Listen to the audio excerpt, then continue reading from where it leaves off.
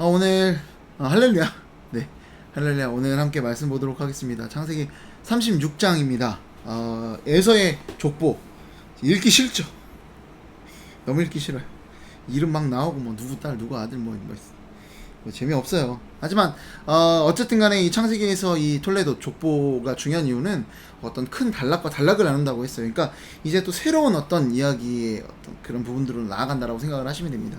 그래서 지금까지는 야곱의 이야기였다면 그 다음은 요셉 이야기일 것 같지만 사실은 요셉의 이야기라기보다는 야곱의 12 아들들에 대한 이야기로 보는 것이 더 맞습니다. 그래야 이 하나님께서 말씀하시던 큰 민족에 대한 약속, 이스라엘이라는 큰 민족의 완성, 12지파로 이제 되게 되어지는 그 12 아들들에 대한 이야기로 보는 것이 이 전체 맥락을 이해하는 데 더 쉬우실 거라고 생각을 합니다. 그래서 어쨌든 이 36장 이 야곱의 이 족보에 앞서서 에서의 족보가 등장을 하는데요. 계속해서 이 성경에 등장하는 족보를 보면은 중요한 족보는 어디에 등장한다? 뒤에 등장을 합니다. 뭐 예를 들면 셈, 함, 야벳 있으면 누가 중요해요? 셈의 후손으로부터 이렇게 쭉 나오니까 셈이 뒤에 등장합니다. 뭐 이런 식이라는 거예요. 그러니까 여러분 사실 하나님께서 그렇게 주목하지 않는 족보가 36장이라는 거죠. 야곱의 족보가 더 중요하지 않겠습니까? 어쨌든 그렇습니다. 근데 이 36장 에서의 족보는 특징이 하나 있어요. 뭘까요? 2절과 3절 말씀 보시면 제가 읽어드리겠습니다. 에서가 가나안 여인 중 헷 족속 엘론의 딸 아다와 히위 족속 시본의 딸인 아나의 딸 오홀리바마를 자기 아내로 맞이하고 또 이스마엘의 딸 느바요의 누이 바스맛을 맞이하였더니 아멘. 그러니까 이 아내들이 등장을 합니다. 우리가 앞서서 봤지만 이스마엘이라네요. 에서가 먼저 가나안 족속에서 아내 둘을 맞이하죠. 자, 이거 원치 않아 했어요. 이삭과 리브가가 틈탁치 않아 했는데 염려했어요. 염려한 이유가 뭡니까? 어떤 이방 민족, 이 가나안 족속의 어떤 그 말도 못하는 그런 우상 숭배의 영향을 그가 받을까봐, 가나안의 정체성을 그가 따르게 될까봐 이거에 대한 걱정이었고 염려였습니다. 그래서 결국 이제 이삭과 리브가가 야곱에게는 삼촌 라반에게 그 바다람으로 가서 아내를 얻으라고 하죠. 그래서 리브가가 아니라 레아와 라헬을 아내로 얻지 않습니까? 그런데 이걸 보고 에서가 이거 가나안 족속은 안 되는구나, 친족에게서 얻어야겠구나 생각해서 누구를 얻습니까?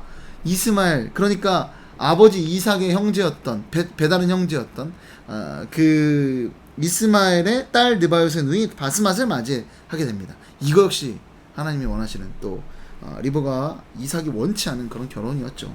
결국 우상숭배로 찌들어 있는 이 여인들과의 결혼, 그리고 오늘 말씀을 보면 족보가 계속 등장하는데요. 제가 일부러 아다, 오홀리바, 그리고 바스맛이 아내입니다. 여기 네모를 쳐봤는데 네모가요 엄청 많아요. 보통 여러분 일반적으로 족보는 남자의 이름이 거의 대부분 등장을 합니다.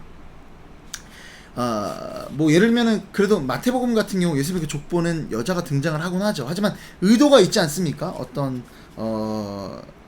성경의 의도가 있어서 예외적인 상황으로 여자가 이렇게 등장을 하는데, 오늘 말씀에는요, 이 아다나 오홀리바마나 바스맛, 이 가나안 그리고 이스마엘로부터 얻은 이 여인들의 이름이 계속 등장하고요.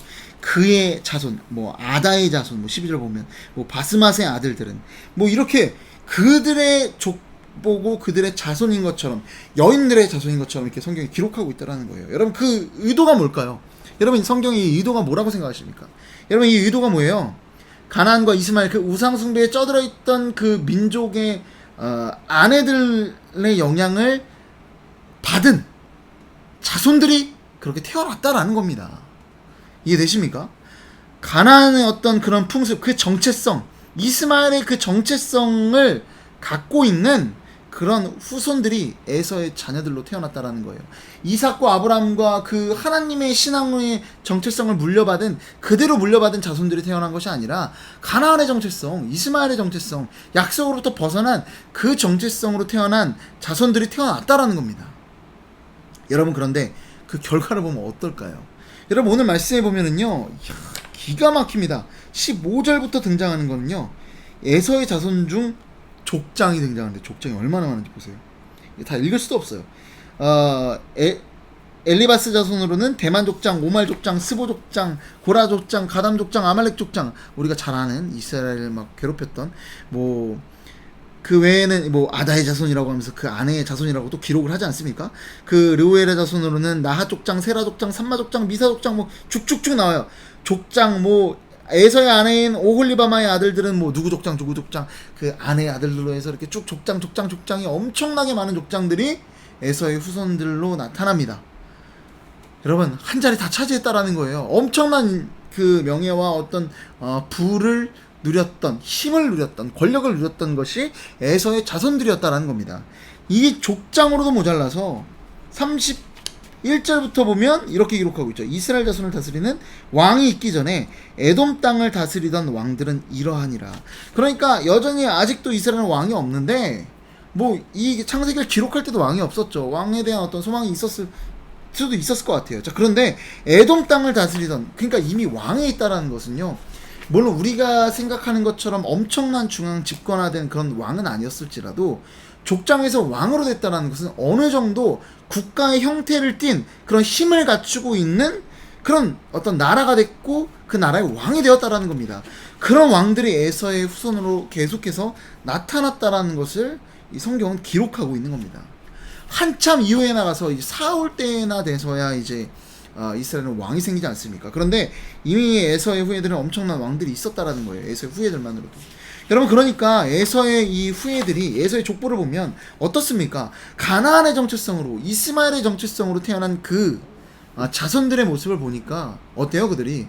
여러분, 그들은 성공했습니다. 여러분, 잘 나갔어요. 그들이 족장이 되고 왕이 되더라는 거예요. 잘 나갔더라는 겁니다. 야곱은 어떻습니까? 이스라엘이라는 나라, 그 민족의 어떤 그 훗날의 역사를 보면 어떻습니까? 그냥 우리가 얼핏 뭐 나중에 독일에서나 폴란드에서 홀로코스터 막 이런 어떤 핍박들, 그 외에도 정말 오랜 세월 자기 나라도 없이 떠돌아다니던 애국 민족의 어떤 그런 수탈과 노예의 어떤 그런 역사를 살았던 민족, 정말 그야말로 나그네의 인생, 정말 고통받는, 뭐 지금에서야 뭐 미국의 많은 부를 뭐 그런 걸 다 떠나서 지금까지 이 유대인들의 모습을 보면 어떻습니까? 굉장한 고통 가운데 살았던 그런 민족 아니겠습니까? 여러분, 그런데 에서의 족보에 대한 설명을 보면은요, 그냥 36장만 보면은요, 에서의 후예들이 굉장히 성공했다, 잘 나갔다 라는 것을 우리는 볼 수 있다라는 겁니다. 그들의 정체성이 어떤 거였기 때문에 이랬을까요? 6절과 7절 말씀에 이렇게 기록되어 있습니다. 에서가 자기 아내들과 자기 자녀들과 자기 집의 모든 사람과 자기의 가축과 자기의 모든 짐승과 자기가 가나안 땅에서 모은 모든 재물을 이끌고 그의 동생 야곱을 떠나 다른 곳으로 갔으니 두 사람의 소유가 풍부하여 함께 거주할 수 없음이더라. 그들이 거주하는 땅이 그들의 가축으로 말미암아 그들을 용납할 수 없었더라. 아멘. 어떤 일이 벌어졌나요? 소유가 너무 많아서 에서가 결국 이 땅을 떠났다라는 겁니다. 이 땅은 어떤 땅입니까? 가나안 땅이죠. 하나님께서 약속하신 땅을 떠난 겁니다. 소유가 너무 많아서.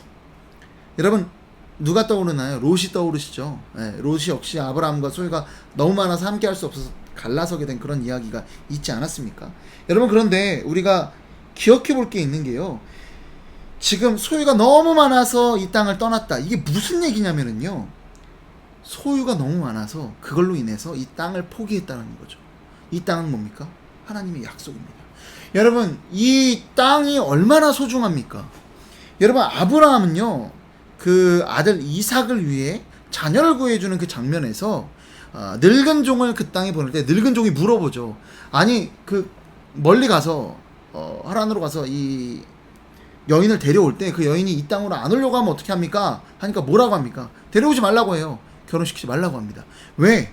하나님께서 약속하신 이 땅에서 살아가는 것이 너무나 소중한 일이기 때문에 이 약속을 지켜내는 것이 그 어떤 것보다 소중한 것을 아는 아브라함이 되었기 때문에, 뭐 과거 이제 처음 젊었을 때는 아니죠. 처음 그 땅에 왔을 때는 기근 때문에 뭐 애굽으로도 가고 뭐 그랄 땅으로도 가고 이랬지만, 이제 하나님의 약속이 얼마나 소중한지 알기 때문에 그는 이 땅에서 벗어나지 말 것을 당부합니다.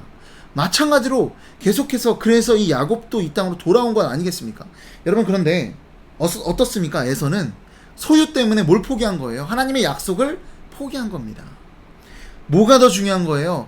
어떤 이 약속보다도, 이 언약보다도, 언약은 제가 뭐라고 말씀드렸나요? 하나님과 우리와의 관계, 이것보다도 뭐가 더 중요했던 거예요?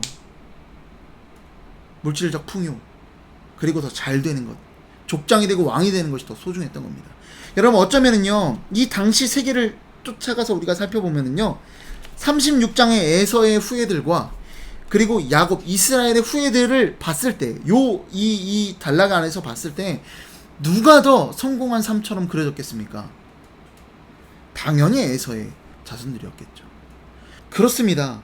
우리가 세상을 바라보는 눈을 바꿨으면 좋겠습니다. 하나님의 관심은 어디에 있나요? 36장의 족보에 관심이 있나요? 아니면 야곱의 족보, 이제 야곱의 12아들들의 이야기가 나오는 그 뒤로 나오는 그 이야기에 관심이 있습니까? 아니면 이 36장의 족보에 관심이 있으실까요? 여러분 하나님은요 36장의 족보에 관심이 있는 것이 아니라 이제 야곱의 37장부터 등장하는 야곱의 12아들들에 대해서 훨씬 더 관심을 갖고 계십니다. 여러분 뭐 요셉이 나중에 애굽의 총리가 됐기 때문에 관심이 있는 건가요? 그렇지 않습니다. 왜 관심이 있으신 거예요? 그들이 하나님의 언약 안에 계속 속했던 하나님과의 그 사랑의 관계 안에 계속해서 나아가는 하나님의 백성들이기 때문이다라는 것입니다. 여러분 우리가 어디에 관심을 가져야 될까요? 세상을 바라볼 때 우리 자녀들을 바라볼 때 어떤 눈을 가지고 그들을 바라봐야 될까요? 제가 참 그런 것 같아요. 이렇게 교회를 개척하고 나서 이것도 괜히 이제 또 설교 들으시는 권사님들이 마음 상해하시진 않으셨으면 좋겠는데 그런 거 물어보세요. 뭐 숫자가 많아졌는가? 물론 여러분 계속 전도하고 부흥하는 일들은 너무나 중요한 일입니다. 하지만 저는 벌써부터 열매는 있다라고 생각을 하는 게 연락이 왔어요. 근데 어떻게 하다 보니까 연락처는 알게 됐는데 그 청년이 코로나 이후로 교회를 아예 나가지 않던. 하지만 그 청년과의 이제 상담과 몇 번의 어떤 통화 이런 것들을 통해서 또 계속 유튜브 말씀을 보내주고 이러면서 지금도 보내주고 있는데 결국 그 친구가 이제는 다시 교회를 출석하게 됐습니다. 저는 그것만으로도 열매라고 생각을 합니다. 하지만 그 친구 뭐 저희 교회에 나오진 않죠. 그래서 제가 이 얘기를 왜 하냐면 어떤 계속 물어보는 내용들이 이제 숫자가 좀 늘어나고 있는지 헌금을 좀 더 부흥할 거예요. 크게 교회에 뭐 번성할 거예요. 하지만 사실 저는 솔직히 말씀드리면 크게 관심은 없습니다. 물론 많은 분들에게 복음을 증거하고 또 그들이 예수님 잘 믿게 하는데 애를 쓰고 싶지만 제가 이렇게 매일 교회를 개척한 데에서도 어떤 목표가 있었냐면 하다못해 우리 한 청년이 한 성도가 뭐 직장 생활을 한다면 그 직장 생활에 교회를 개척해서 거기에 우리 교회로 오는 게 아니라 거기에 뭐 다른 교회 성도분들과 함께 이제 신앙생활을 하고 거기에 제가 가서 이렇게 말씀도 전하고 그랬을 때 그 어떤 직장생활 내에 있는 교회를 통해서 많은 사람들이 예수님 믿게 되고 근접해 있는 뭐 직장이겠습니까? 또 멀 수 있겠죠. 그러면 그 사람은 또 그 사람 나름대로 교회를 찾아가고 이런 일들을 저는 오히려 더 하고 싶었습니다. 여러분 막 교회가 여러분 세상적인 눈이 아니라 하나님이 어디에 관심을 갖고 있는지를 저는 더 바라보고 싶었다라는 거죠.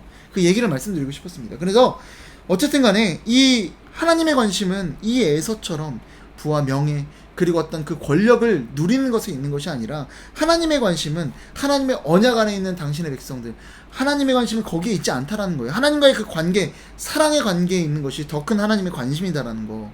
그래서 우리 아이들이 어떤 자녀들이 되기 원하는가 그것을 생각했을 때 그가 물론 물질의 축복 누리는 거 중요하죠. 건강했으면 좋겠고 많은 것들을 누리면 좋습니다. 그러나 진짜 우리 자녀들이 어떤 자녀들이 되기 원하는가라고 생각했을 때 우리가 진짜 바라야 하는 것은 그들이 하나님의 언약을 지켜내는 정말 하나님의 사랑의 관계 안에서 끈끈하게 나아가는 그런 자녀들이 되는 것. 나 역시 내 어떤 삶의 목표가 세상적인 그런 풍성함이 아니라 조금은 부족해 보일지라도 하나님께서 정말 주목하는 삶을 살아가는 세상에서는 세상에서는 에서를 더 주목했겠죠. 이 당시에 세상에서 주목하는 삶이 아니라 하나님이 주목하는 그런 삶을 살아가는 우리 모두가 또 우리의 자녀들이 되기를 소망하며 그렇게 나아가는 저와 여러분 되었으면 좋겠습니다. 기도하겠습니다. 사랑과 은혜가 풍성하신 아버지 하나님 36장의 족보와 37장의 족보 사실은 세상에서의 눈으로 볼 땐 당장에는 에서의 그 후예들이 더 많은 것들을 누리며 살아간 것처럼 보이지만 주님이 주목하시는 사람들은 에서의 사람들이 아니라 야곱의 사람들이었다는 것을 오늘 말씀을 통해 다시 한번 생각하게 됩니다. 우리의 관심이 소유가 풍부하게 되는 것이 아니라 족장들이 되는 것이 아니라 왕들이 되는 것이 아니라 조금은 부족할지라도 하나님의 언약 안에 살아가는 우리 모두가 되기를 소망하고 바라는 36장의 족보를 그려가는 우리의 자녀들이 아니라 자손들이 아니라 37장의 하나님의 백성으로서의 그 족보를 써 내려가는 우리 자손들이 될 수 있도록 하나님께서 역사하여 주옵소서. 주님, 우리 너무나 연약해서 세상에 보여지는 것들, 화려한 것들을 소망하고 바랄 때가 많습니다. 그러나 주님, 진정 하나님이 원하시는 하나님의 그 눈을 가지고 우리의 자녀들을 바라볼 수 있고 또 나를 바라볼 수 있는 그런 우리 모두가 될 수 있도록 주님께서 인도하여 주옵소서. 이 모든 말씀 사랑이 많으신 예수 그리스도의 이름으로 기도드립니다. 아멘.